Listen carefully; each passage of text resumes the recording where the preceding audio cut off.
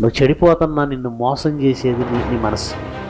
నేను మంచివాడినో కాదో నా మనసు నాకు చెప్పకూడదు. ఎవరు చెప్పాలి? నాలో లోపం నాకు కనపడదు, అలాగే మీలో లోపం మీకు కనపడదు.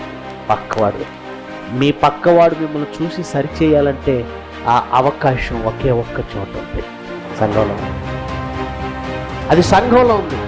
నువ్వు అక్కడికి రావాల్సిందందుకే కనుక సంఘంలోకి వచ్చిన వాళ్ళు ఏం చేయాలో తెలుసా? ఒకరినొకరు హెచ్చరించుకోండి.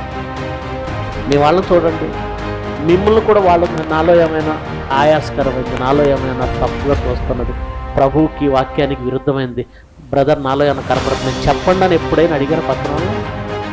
వాళ్ళు ఒకవేళ హెచ్చరించారా? తీసుకోండి, అప్పుడు మీరు బాగుంటారు. కానీ ఒక తండ్రి తన పిల్లలలో ఉన్న తప్పులు సరిచేయడానికి చేస్తాడే, అలా ప్రతి ఒక్కరి గురించి చెప్పండి.